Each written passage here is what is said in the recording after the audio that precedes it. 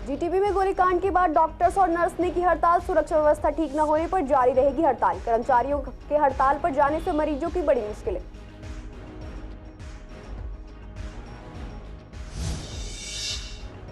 दिन दहाड़े जीटीबी अस्पताल में चली गोलियां। अस्पताल प्रशासन ने सुरक्षा को लेकर किया प्रोटेस्ट। सर्जरी वार्ड में भर्ती घोषित बदमाश को मारने आए थे बदमाश, गलती से युवक को मार गए गोली। सरकारी अस्पतालों में सुरक्षा व्यवस्था हुई ठप। सुरक्षा व्यवस्था के नाम पर होती है खाना पूर्ति। डॉक्टर्स ने भी सुरक्षा को लेकर जताई चिंता।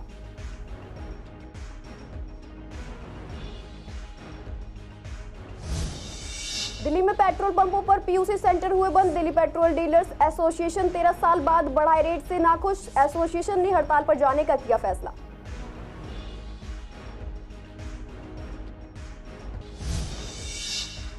बिजली की रेट बढ़ाने के खिलाफ बीजेपी का प्रदर्शन। ककरडुमा कोर्ट के पास बिजली ऑफिस पर किया विरोध प्रदर्शन। प्रदर्शनकारियों को प्रदेश अध्यक्ष वीरेंद्र सचदेवा ने किया संबोधित।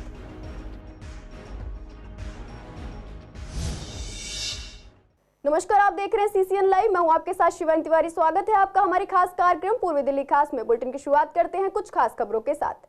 जीटीबी अस्पताल में रविवार को दिन दहाड़े वार्ड में घुसकर मरीज की हत्या के बाद डॉक्टर और नर्सिंग स्टाफ दहशत में है, जिसके बाद सोमवार से रेजिडेंट डॉक्टर नर्सिंग यूनियन और कर्मचारी यूनियन हड़ताल पर है। Resident doctor association, nursing union और कर्मचारी यूनियन का कहना है जब तक अस्पताल में सुरक्षा के पुख्ता इंतजाम नहीं किए जाते तब तक अनिश्चितकालीन हड़ताल जारी रहेगी। डॉक्टर ने बताया कि कल मरीज की हत्या की घटना के बाद आज से आरडीए, नर्सिंग यूनियन व कर्मचारी यूनियन ने हड़ताल शुरू कर दी है। वहीं डॉक्टर ने दिल्ली सरकार और अस्पताल प्रशासन से मांग की है कि जल्द से जल्द अस्पताल की सुरक्षा व्यवस्था को लेकर ठोस कदम उठाएं और डॉक्टर और नर्स को एक सुरक्षित माहौल दे ताकि अस्पताल की चिकित्सा सेवाएं ठीक तरह से चल सके। गोलीकांड पर डॉक्टर्स ने चेतावनी दी है कि अगर हमारी मांगे पूरी नहीं की गई तो कल से अस्पताल में इमरजेंसी सेवाएं भी ठप कर दी जाएंगी। उसके सारी जिम्मेदारी अस्पताल प्रशासन और दिल्ली सरकार की होगी। डॉक्टर का कहना है कि हमने आज इमरजेंसी सेवाएं चालू रखी और अस्पताल प्रशासन और दिल्ली सरकार को समय दिया ताकि जल्द से जल्द अस्पताल में सुरक्षा व्यवस्था के लिए कदम उठाए जाएं। बता दें कि डॉक्टर, नर्सों और कर्मचारियों के हड़ताल पर जाने से अस्पताल में इलाज के लिए आने वाले मरीजों की परेशानियां बढ़ना तय है। सबसे बड़ी तो यही है कि जीटीबी के अंदर सुरक्षा व्यवस्था बहुत बड़े लेवल पे कोलैप्स हो चुकी है। उसको भी हमें दुरुस्त करने के लिए भी हमने ये प्रोटेस्ट का फैसला लिया है, जिसके अंदर हमारे डॉक्टर, नर्सिस और सारे हमारे एम्प्लॉइज़ सभी ने मिलके इसको एक कंबाइंडली डिसीजन लिया है कि हम इस पर प्रोटेस्ट करेंगे जब तक हमारी सिक्योरिटी की व्यवस्थाएं पूरी दुरुस्त ना हो जाती। क्योंकि हमने प्रशासन को एक बार नहीं बहुत बार बार लिख के दिया है, बार बार उनके साथ मीटिंग की है कि भाई हमारे प्रशासनिक व्यवस्था की तरफ से उनके सिक्योरिटी के सुरक्षा इंतजाम मजबूत किए जाएं, पर बार एक आश्वासन मिलता है। पर उसके बाद भी हमें देखा है कि आए दिन डॉक्टर्स के साथ, नर्सिस के साथ, एम्प्लॉइज़ के साथ में आए दिन झगड़े होते हैं, मार पिटाई होती है। ये हादसा हमारे साथ भी हो सकता है। हमारी नर्सेज भी उधर थी, डॉक्टर्स भी थे। जो शूट आउट हुआ बाय मिस्टेकली, यदि शूट आउट होता तो किसी को भी गोली लग सकती थी। तो इसके लिए हमने कल तत्काल प्रभाव से रात को नोटिस दिया प्रशासन को और हम इमरजेंसी स्ट्राइक पर आ गए हैं। हमने अभी इमरजेंसी सर्विसेज शुरू रखी है पेशेंट वेलफेयर के लिए, लेकिन जब तक यदि हमारी मांगों को पूरा नहीं किया जाता है तो हम 48 घंटे के बाद इमरजेंसी सर्विसेज भी ठप कर देंगे। सारा चीज प्रूफ करवा दिए। अब कोई पता ही नहीं, कोई बता ही नहीं रहे, कोई बता नहीं रहे हैं कि कब हो ये हड़ताल खुलेगा, क्या होगा नहीं होगा। जी डॉक्टर से पता कि डॉक्टर बोला अभी कोई कुछ नहीं, हमारे यहाँ फ़ौरन निकल गया साइड से। तो इसके लिए ना काफ़ी दिन से चक्कर लगा रहे थे। अब नंबर भी आया तो मालूम पड़ रहा। 32 ईयर्स की, 32 साल की इनकी उम्र है। डेंटिस्ट है पैसे से ही है। खजूरी के अंदर इनका अपना क्लिनिक है। ये 5 साल से थोड़ा मेंटली डिसअपॉइंटेड थे, जिसकी वजह से भी कुछ नहीं करके अपने घर में रह रहे थे। पेट में इन्फेक्शन था, उसका इलाज चल रहा था। 3 बार इनको ऑपरेशन का हो चुका है, 3rd ऑपरेशन था। मिसअंडरस्टैंडिंग ये थी कि दोनों का पेट फटा हुआ था। जिसको मारने आया था वो, क्योंकि 4 दिन से वार्ड में ये सनसनी फैली हुई थी कि उसे सिक्योरिटी मांग रहा था वो बंदा 4 दिन से। जो बंदा बचा है वो 4 दिन से पुलिस प्रशासन से, अस्पताल के प्रशासन से अपनी जान की सिक्योरिटी की भीख मांग रहा था कि मुझे बचा लो, मुझे सिक्योरिटी चाहिए, पर्सनल कमरा चाहिए, मगर वो नहीं दे रहे थे। यह जैसे भी है हाल फिलहाल वारदात हो गई, जान किसी और की जा चुकी है। जीटीबी अस्पताल का सर्जरी वार्ड रविवार को गोलियों की तड़तड़ाहट से गूंज उठा, जहां दिन दहाड़े 3 बदमाशों ने वार्ड में घुसकर मरीज रियाजुद्दीन की गोली बरसाकर हत्या कर दी थी। इसको लेकर अब नई जानकारी सामने आई है। दरअसल जीटीबी में हुए इस गोलीकांड के बाद अस्पताल प्रशासन ने सिक्योरिटी के मुद्दे को लेकर प्रोटेस्ट किया। साथ ही 2 आरोपियों को पुलिस ने गिरफ्तार कर लिया। इस वारदात से जुड़ी एक सीसीटीवी फुटेज भी सामने आई है। डीसीपी ने बताया कि वार्ड के पास के कैमरों को वीडियो फुटेज प्राप्त हुई। ग्राउंड फ्लोर के कैमरे की सीसीटीवी फुटेज भी प्राप्त की गई, जिसमें 4 व्यक्ति अस्पताल के आपातकालीन द्वार से प्रवेश करते हुए दिखाई दे रहे हैं। एक व्यक्ति जो उसी अस्पताल और उसी वार्ड में भर्ती था। मिली जानकारी के मुताबिक शुरुआती जांच में सामने आया कि बदमाश इसी वार्ड में भर्ती शास्त्री पार्क थाने के घोषित बदमाश वसीम को मारने के इरादे से आया था। गलतफहमी में रियाजुद्दीन को मरीज को मार गया। घटना की गंभीरता को देखते हुए आरोपी व्यक्ति को पकड़ने के लिए टीमें गठित की गई। इनपुट के आधार पर वीडियो फुटेज में व्यक्ति की पहचान की गई, उनकी इंस्टाग्राम आईडी भी प्राप्त की गई और उनके मोबाइल नंबर भी प्राप्त किए गए और सीडीआर के आधार पर लक्ष्मी गार्डन लोनी यूपी में छापा मारा गया और एक संदिग्ध व्यक्ति फेज को पकड़ा गया। एक और संदिग्ध फरहान के खिलाफ चौहान बागर में छापेमारी की गई। दोनों संदिग्ध व्यक्तियों से पूछताछ की गई। दोनों ने खुलासा किया कि फहीम उपरोक्त सभी लोगों को बाबरपुर दिल्ली स्थित अपने फ्लैट पर बुलाता था। घटना के दिन सभी व्यक्ति बाबरपुर स्थित फहीम के फ्लैट पर थे। फहीम ने उन्हें जीटीबी अस्पताल के वार्ड 24 में भर्ती एक व्यक्ति की हत्या करने का निर्देश दिया था। दोनों ने यहां भी खुलासा किया कि फहीम उन्हें गोलीबारी करने के बाद जीटीबी से भागने का तरीका बता रहा था। उन्होंने यह भी खुलासा किया कि दोपहर में फहीम ने उनमें से 4 को जीटीबी अस्पताल जाने और लक्ष्य पर गोली चलाने का निर्देश दिया। फिलहाल पुलिस मामले की आगे की जांच कर रही है। पूर्वी दिल्ली के कई बड़े सरकारी हॉस्पिटल में जीटीबी हॉस्पिटल शुमार है, लेकिन रविवार शाम को हत्या की सनसनीखेज वारदात ने जीटीबी के साथ साथ अन्य सरकारी हॉस्पिटल की सुरक्षा व्यवस्था पर सवाल खड़े कर दिए हैं। इन हॉस्पिटल में रोज हजारों मरीज इलाज के लिए आते हैं। इसी को लेकर जब हमने हेडगेवार आरोग्य संस्थान और चाचा नेहरू हॉस्पिटल का जायजा लिया तो देखने को मिला कि यहाँ गार्ड तो मौजूद हैं, लेकिन हर गेट पर ये गार्ड तैनात नहीं रहते हैं और मेन एंट्रेंस पर भी केवल एक ही गेट पर ये गार्ड नजर आते हैं। जिन जगहों पर ज्यादा भीड़ भाड़ रहती है वहां से भी गार्ड गायब रहते हैं। वहीं मरीजों ने बताया कि गार्ड मौजूद तो हैं, लेकिन वो किसी अनहोनी से बचाने में सक्षम नजर नहीं आते क्योंकि उनके पास कोई हथियार नहीं है। वहीं डॉक्टर्स ने बताया कि मरीजों और डॉक्टर्स की सुरक्षा भी राम भरोसे है क्योंकि गार्ड को कोई गन या हथियार नहीं दिए गए जिनसे वो सुरक्षा कर सके। वहीं हॉस्पिटल में एक मेटालिक चेकिंग सिस्टम जरूर होना चाहिए जिससे लोगों के सामान की चेकिंग हो सके। हाँ, वैसे तो है, काफ़ी है, अंदर सफाई भी है, बाकी सब है, लेकिन जहाँ दवाई लेते हैं वहाँ गार्ड नहीं रहते। ये जो एंट्री करते हैं वहाँ पर इमरजेंसी के टाइम पे भी सब जगह करते हैं चेकिंग, सब कुछ। हाँ, गार्ड हैं यहाँ पर। मरीज आते जाते उनकी चेकिंग करते हैं वो लोग की कोई सामान तो किसी के पास ऐसा नहीं, ऐसे सामान की चेकिंग तो नहीं होती। खैर सिक्योरिटी ठीक ठाक है, इतनी भी नहीं है, लूज है थोड़ी। बस बाकी उस टाइप की भी सिक्योरिटी नहीं है इसके अंदर, अभी थोड़ी लूज है। नहीं, इतना कोई ध्यान नहीं देता, पर देखते हैं बस, और कुछ नहीं। नॉर्मल है मैम, ज़्यादा खास नहीं है। नॉर्मल जिस तरीके से हॉस्पिटल में पेशेंट आते हैं, एक तो पेशेंट ऐसे परेशान रहते हैं हॉस्पिटल में आने से, सिक्योरिटी और हाई होने पे मेडिकल सेटअप में मतलब जो दिल्ली गवर्नमेंट का हॉस्पिटल है यहाँ मतलब ठीक नहीं है। डॉक्टर को सुरक्षा नहीं मिल पा रही है, सिर्फ गार्ड है। मतलब यहाँ प्रॉपर एक मेटेलिक चेक पॉइंट होना चाहिए, जैसे कि मेट्रो में होता है चेक पॉइंट, वैसा होना चाहिए। वैसा यहाँ नहीं है। यहाँ कर सकते हैं, जब मेट्रो में हो सकता है डे टू डे लाइफ में, यहाँ भी हो सकता है। सेटअप लगाना है। हाँ, उसके लिए एक सेटअप लगाना है, कन्वीनियंट हो जाएगा, सेफ्टी रहेगी डॉक्टर्स को। हाँ, राहत मिलेगा, उनको भी राहत मिलेगा। जो उनके अटेंडेंट आ रहे हैं उनके साथ भी आते हैं, ये नहीं कि पेशेंट ही आ रहा है, दो तीन और अटेंडेंट आते हैं, उनकी भी सेफ्टी है डॉक्टर की। राजधानी दिल्ली के पेट्रोल पंप के पीयूसी सेंटर 15 जुलाई से यानी आज से बंद हो गए हैं, जिससे अब पेट्रोल पंप आने वाले लोगों को काफी परेशानी का सामना करना पड़ रहा है। इसी को लेकर जब सीसीएन संवाददाता सोनिया शर्मा ने पेट्रोल डलवाने के लिए आने वाले लोगों से बात की तो उन्होंने बताया कि उन्हें पीयूसी बनवाने के लिए अब जगह जगह भटकना पड़ रहा है, जिससे काफी दिक्कत हो रही है। आपको बता दें कि आज से पीयूसी केंद्र हड़ताल पर जा रहे हैं। डीपीडीए का कहना है कि 2011 के बाद से पीयूसी दरों में कोई वृद्धि नहीं हुई है, जिसकी वजह से इसका संचालन करना आर्थिक रूप से अनुकूल नहीं हो रहा है। डीपीडीए का कहना है कि पिछले 8 साल से परिवहन विभाग और दिल्ली के परिवहन मंत्री को पत्र लिखकर इस मुद्दे पर ध्यान दिलाने की कोशिश की गई, लेकिन स्थिति में सुधार नहीं हुआ। इसलिए अब पीयूसी केंद्र हड़ताल पर रहेंगे, जिसकी अध्यक्षता डीपीडीए करेगा।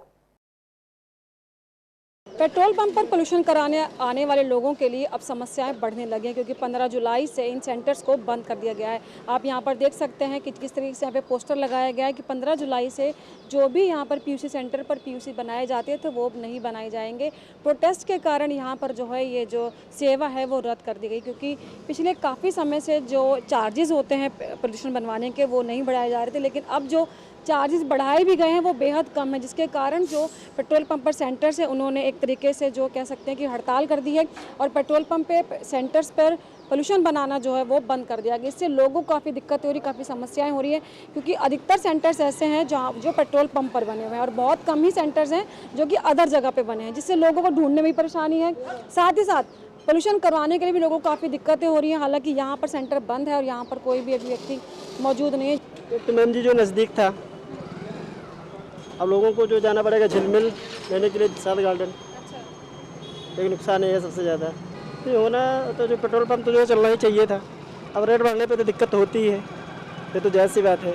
मैडम इससे बंद हो जाएगा तो सबको दिक्कत ही दिक्कत है। क्या क्या परेशानी है? सबसे पहले तो ये है कि कहीं भी जाते हैं यहाँ खाली मिल जाता है और जगह खाली नहीं मिलता। चालू करना चाहिए, जो बंद कर रहे हैं कोई इसमें वो नहीं है, लेकिन गरीब आदमी के बारे में तो सोचें। प्रॉब्लम तो बहुत है, जब लोगों के पोल्यूशन नहीं बनेंगे तो चलान होगा, चलान होगा 10,000 का चलान कौन भरेगा, गरीब आदमी कौन भर देगा ये बताइए आप। लेकिन अदर जगह पे तो खुले हुए हैं ना, जो अदर जगह पर जो खुले हुए वो पैसे लेके बना रहे हैं फालतू। अरे पैसे बढ़ाए कोई दिक्कत नहीं है, पैसे बढ़ाओ, लेकिन सीएनजी पे पेट्रोल पे पैसे तो कम करो। मेन चीज़ है टैक्सी का रेट नहीं बढ़ा आज तक। ऑटो 10 रुपए किलोमीटर चल रहा है, टैक्सी भी आज 10 रुपए किलोमीटर चल रही है। ऑटो और टैक्सी में क्या फायदा है ये बताइए। दिल्ली में बिजली के रेट्स बढ़ाने के विरोध में बीजेपी ने आज राजधानी में जगह जगह प्रदर्शन किया। ककरडुमा कोर्ट के बाहर दिल्ली प्रदेश बीजेपी के अध्यक्ष वीरेंद्र सचदेवा के नेतृत्व में प्रदर्शन किया गया। एमएलए ओम प्रकाश शर्मा और बीजेपी के कई प्रमुख नेता भी वहां मौजूद रहे। बीजेपी नेताओं ने आरोप लगाया कि दिल्ली की केजरीवाल सरकार द्वारा जनता से झूठ बोला जा रहा है और बिजली कंपनियों की खुली लूट मचा रही। केजरीवाल सरकार के मिलीभगत इन कंपनियों के साथ है। सचदेवा ने कहा कि केजरीवाल सरकार को दिल्ली वालों को लूटना बंद करना होगा और पीपीएसी और पेंशन सरचार्ज वापस लेना होगा। जब तक बिजली के रेट्स कम नहीं किए जाते बीजेपी कार्यकर्ता पीछे नहीं हटेंगे।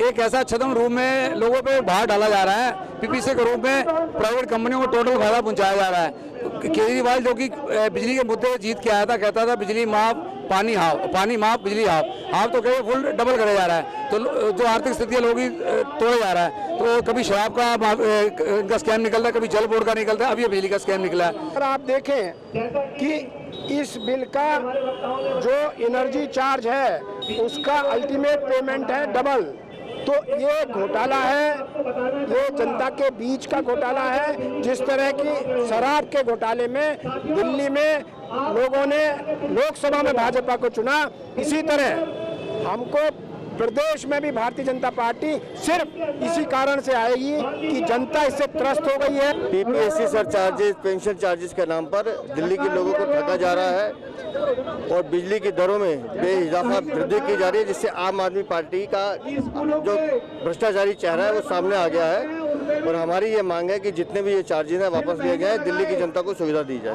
सर कितना इजाफा देखा जा रहा है? 45% तक ये पीपीएससी ले जा रहे हैं, जबकि पीपीएससी लगाने का प्रोविजन सिर्फ पीक आवर्स में, जब 3 महीनों में, ये लेकिन 12 महीने की साइकिल घुमाते हैं। निश्चित रूप से केजरीवाल की सरकार में कंपनियों की, बिजली कंपनियों की मिली भगत के साथ दिल्ली की जनता को लूटने का जो इन्होंने मामला बनाया है, हम इसकी भर्त्सना करते हैं। ककरडुमा में बिजली का जो हेडक्वार्टर है, यहाँ पर जो PPAC charges power purchase adjustment cost के रूप में बढ़ाए गए हैं, जो कि लगभग 8% है और अब लगभग 39% चार्ज किया जाएगा और 7% पेंशन के नाम से जो चार्ज किया जा रहा है, इसके विरोध में, इसको वापस लेने के लिए दिल्ली सरकार के विरोध में यहाँ पर हमारे सभी कार्यकर्ता और स्थानीय निवासियों ने प्रदर्शन में भाग लिया। नए आपराधिक कानून के प्रावधानों को क्रूर बताते हुए दिल्ली के वकील इसका विरोध कर रहे हैं। इसी को लेकर दिल्ली के सभी डिस्ट्रिक्ट कोर्ट पर वकीलों ने प्रदर्शन किया। आपको बता दें कि सोमवार को सभी जिला के कोर्ट में एडवोकेट्स हड़ताल पर हैं। वहीं पूर्वी दिल्ली के ककरडुमा में भी यही माहौल देखने को मिला। इस पर सीसीएन संवाददाता ने कोर्ट का जायजा लिया तो पाया कि सभी वकील कोर्ट के बाहर नए कानून में बदलाव को लेकर प्रदर्शन कर रहे हैं। इसी पर संवाददाता ने जब वकील से बात की तो उनका कहना है कि यह हमारे लिए काला कानून है। वहीं बार एसोसिएशन के ज्वाइंट सेक्रेटरी विशाल एवं ट्रेजरर कांति प्रसाद ने कहा कि हम तब तक चुप नहीं बैठेंगे जब तक ये काला कानून वापस नहीं हो जाता और उन्होंने यह भी वादा किया कि हम अपने कोर्ट के सभी वकीलों के साथ कंधे से कंधा मिलाकर खड़े हुए हैं। इन लोगों ने क्या करा है कि कुल मिला के ये मोनोपोली कानून चलाना चाहते हैं हर तरीके से, जिसको हम ब्लैक कानून कह रहे हैं, ब्लैक लॉ कह रहे हैं। इसलिए कह रहे हैं क्योंकि जो पावर थी ना एक जो पावर का डिस्ट्रीब्यूशन था, इक्विलिब्रियम मेंटेन हो रहा था, वो जीरो हो गया है। टोटल पावर पुलिस के हाथ में दे दी गई है। इसी चीज़ के लिए प्रोटेस्ट कर रहे हैं और ये प्रोटेस्ट पूरे दिल्ली लेवल स्टेट लेवल पे हो रहा है कि जितने भी डिस्ट्रिक्ट कोर्ट हैं, और पूरा अच्छा रिस्पांस आया। हम माननीय लॉ मिनिस्टर से वो अपनी बात रखी है कि इस कानून में जितनी भी है वो अमेंडमेंट करी जाए, और जैसा हमारे इस भाई ने कहा कि इक्विलिब्रियम मेंटेन करें, जुडिशरी और लेजिस्लेचर को एग्जीक्यूशन के साथ काम करा जाए। कानून में बदलाव होना चाहिए, ठीक है, लेकिन अगर कानून में बदलाव से किसी का नुकसान हो तो ऐसे बदलाव का कोई भी फ़ायदा नहीं है। इसमें वकीलों का बहुत ज़्यादा नुकसान है, एक्यूज्ड के राइट का भी हनन हो रहा है। तो हमारा यही सरकार से एक निवेदन है कि इस काले कानून को जल्द से जल्द वापस लिया जाए। अभी मैं मौजूद हूँ करकड़ुमा कोर्ट में, बार एसोसिएशन के कैबिन में, और हमारे साथ बात करने के लिए यहाँ के ट्रेजरर मौजूद हैं। सर, कि देखा जा रहा है कि दिल्ली के तमाम डिस्ट्रिक्ट कोर्टों में एडवोकेट्स एक हड़ताल पे गए हैं। वो किस विषय में गए हैं उसके लिए खास बात करेंगे। सर, क्या विषय है और क्या कहना चाहते हैं बार एसोसिएशन में और एडवोकेट्स? देखिए, सबसे पहले जो है ना, ये जो कानून, जो नए कानून जो बनाए हैं, जो अमेंडमेंट्स किए हैं, जो चेंजेस किए हैं, सारा उन्होंने पूरे कानून को बदल के रख दिया है।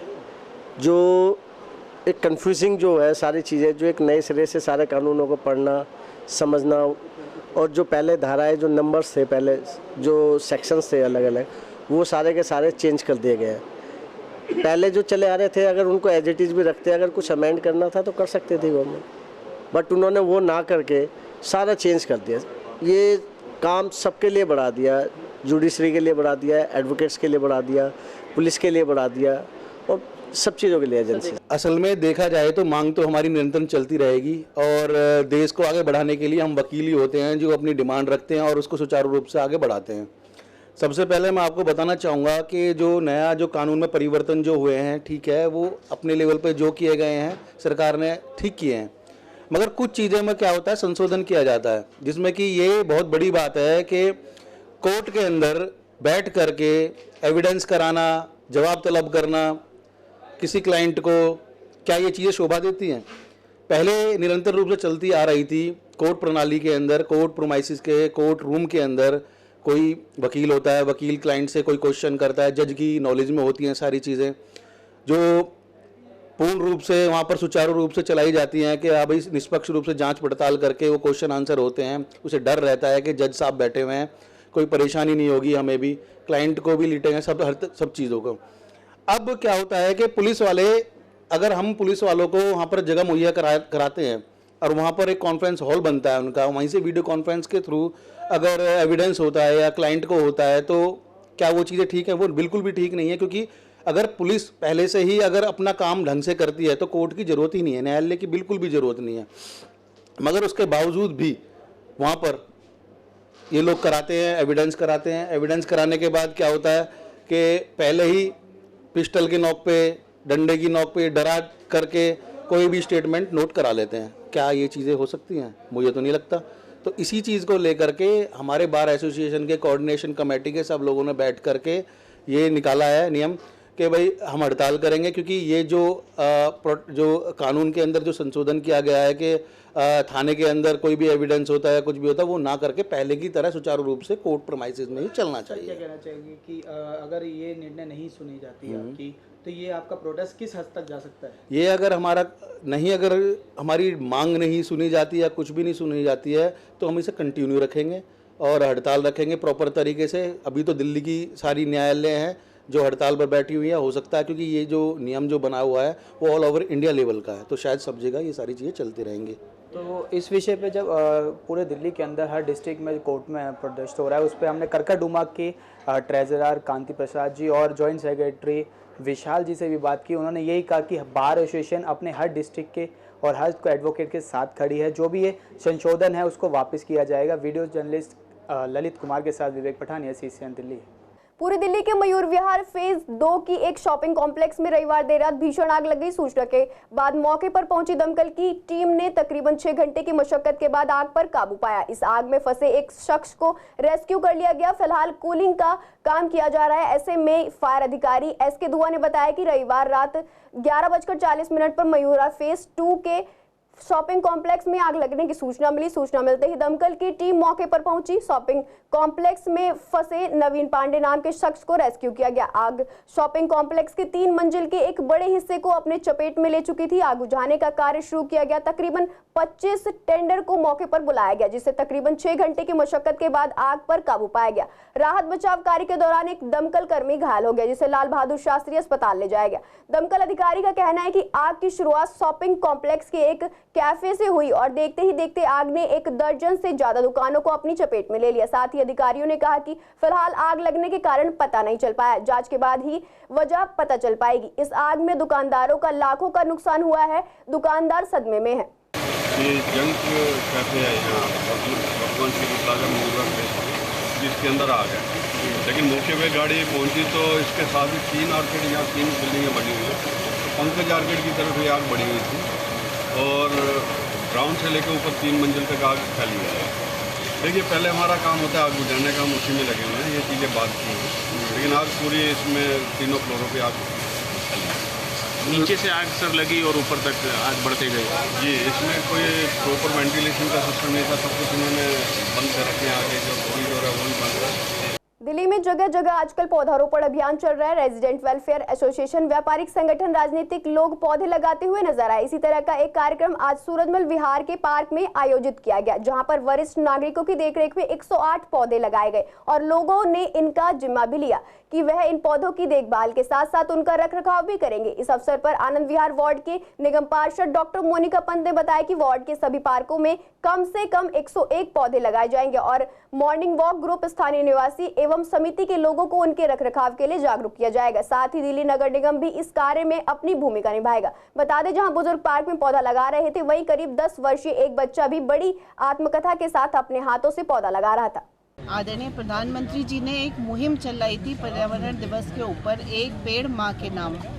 और आज जो ग्लोबल वार्मिंग की बात करें या मौसम में बदलाव की बात करें कि बारिशों में बारिश नहीं है, गर्मी इतनी ज़्यादा पड़ी है कि सभी लोग गर्मी से परेशान हैं। अभी तक इतना गर्मी कभी दिल्ली में नहीं पड़ी थी। तो हम हर पार्कों में कोशिश है कि पौधारोपण करें। पर्यावरण को इसके साथ चलने के लिए पेड़ पौधों को लगाना बहुत आवश्यक है, क्योंकि हमने बहुत सारे पेड़ पौधे बहुत काटे हैं विकास के नाम पे, मेट्रो के नाम पे, किसी और के नाम पे। तो ये तो मैं समझता हूँ इससे ज़्यादा लगने चाहिए। गांधीनगर के डीएवी वरिष्ठ माध्यमिक विद्यालय में क्लास 12वीं के छात्रों के लिए वार्षिक परीक्षा पुरस्कार वितरण समारोह का आयोजन किया। कार्यक्रम की अध्यक्षता गांधीनगर क्षेत्र के निगम पार्षद प्रिया कंबोज, समाजसेवी श्रीमान लवी जैन ने की। साथ ही मंच पर और भी लोग मौजूद थे। बता दें, विद्यालय के परीक्षा प्रमुख दिनेश चंद्र शर्मा ने विद्यालय के परीक्षा परिणाम में क्लास 12वीं के डिस्टिंक्शन छात्र रोहित का क्लास 12वीं का रिजल्ट 100% होने पर सर्वोत्तम अंक प्राप्त करने पर पुरस्कार दिया। वहीं निगम पार्षद श्रीमती प्रियंका कंबोज जी ने विद्यार्थी को संबोधित भी किया। इसके बाद 12वीं कक्षा के छात्र जिन्होंने वार्षिक परीक्षा में प्रथम स्थान प्राप्त किया है, उन्हें स्मृति चिन्ह तथा ज्योमेट्री बॉक्स व कॉपियों का सेट देकर सम्मानित किया गया। वहीं इस अवसर पर विद्यालय के प्रबंधक महोदय डॉक्टर लोकेश देव जी ने छात्रों को संबोधित करते हुए बताया, यदि छात्र विद्यालय में निरंतर उपस्थित रहे और अनुशासन में रहे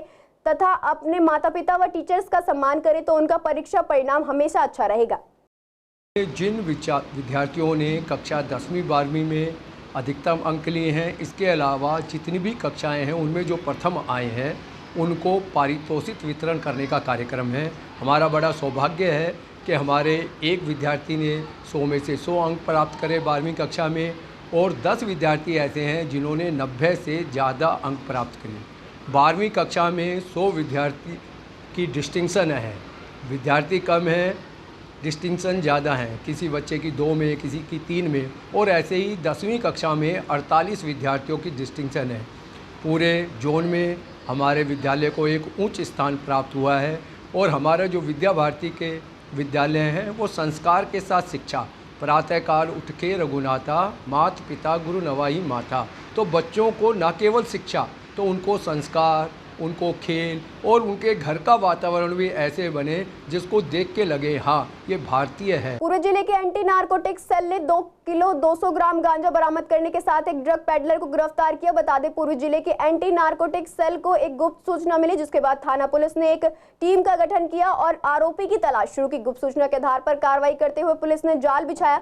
दिल्ली के राजीव गांधी कैंप के पास जाल बिछाकर संदिग्ध व्यक्ति मोहम्मद हकीम निवासी को राजीव गांधी कैंप से 2 किलो 200 ग्राम गांजे के साथ गिरफ्तार कर लिया, जिसके बाद पुलिस ने प्रीतविहार थाने में मामला दर्ज कर लिया और मामले में आगे की जांच की जा रही है। लगातार बढ़ रही महंगाई ने आम लोगों की कमर तोड़कर रख दी है। जरूरी खाने पीने की चीजों में भी बेतहाशा बढ़ोतरी हो रही है। ऐसे में सब्जियों की कीमतें भी आसमान पर है। सब्जियों की बढ़ती कीमतों की वजह से ज्यादातर घरों की रसोई से अब सब्जियां ही गायब होने लगी। सब्जियों के दाम जिस तरह लगातार बढ़ रहे हैं, उससे एक आम मध्यम वर्गीय परिवार के लिए काफी परेशानी खड़ी हो गई है। लोगों का घर चलाना बेहद मुश्किल होता जा रहा है। ऐसे में लोगों की डिमांड है कि सरकार या तो इनके दामों को कम करे या फिर कुछ सरकारी सुविधा के जरिए इन्हें सस्ते दामों पर बेचे। वहीं कुछ लोगों का कहना है कि जब पहले टमाटर 200 से 250 रुपए बिक रहे थे, तब बहुत कम जगहों पर सस्ते टमाटर बेचे जा रहे थे, जिनका लाभ सभी को नहीं मिला। इसलिए सरकार कोई स्कीम लाकर इस बढ़ती महंगाई और सब्जी के दामों में कमी करे। जिस तरह से आप देख रहे हैं आजकल सब्जियां, टमाटर खास तौर पे जो रेट जो है वो दिन प्रतिदिन बढ़ते ही चले जा रहे हैं। गृहिणियों का पूरी तरीके से जो बजट है रसोई का वो हिल चुका है। जो सब्जी पहले 20-25 रुपए किलो आया करती थी, अब वो 100-125 रुपए किलो हो गई है। इससे हम सब गृहिणियों का जो परिवार है उसमें बहुत ज़्यादा बजट की दिक्कत आ गई है। हमें समझ ही नहीं आता कि हम कैसे सबको मैनेज करें। हर चीज़ का रेट डबल, अनाज का रेट, दालों का रेट, सब चीज़ों का रेट डबल हो चुका है। तो मैं सिर्फ सरकार से यही प्रार्थना करूंगी कि इस पर कुछ एक्शन ले। इन दिनों बरसात के दिनों में हर साल सब्जियां महंगी होती हैं और उसके बावजूद भी कोई ध्यान नहीं दिया जाता है। तो इसके लिए बहुत सारे समाधान हो सकते हैं कि स्टोरेज को देखना या काफ़ी सारी चीज़ों पर ध्यान देना, ये सरकार को करना चाहिए, लेकिन बिल्कुल भी सरकार ध्यान नहीं देती है। एक आम आदमी के लिए इतनी सारी दिक्कतें आती हैं कि वो एक इन दिनों सबसे ज़्यादा ज़रूरत होती है एक अच्छी डाइट की, और वो डाइट ही प्रॉपर जब नहीं मिल पाती है तो उन्हें बड़ी ही दिक्कतें आती हैं। फिलहाल के बुलेटिन में इतना ही। ऐसी तमाम अपडेट्स के लिए बने रहिए CCN लाइव के साथ।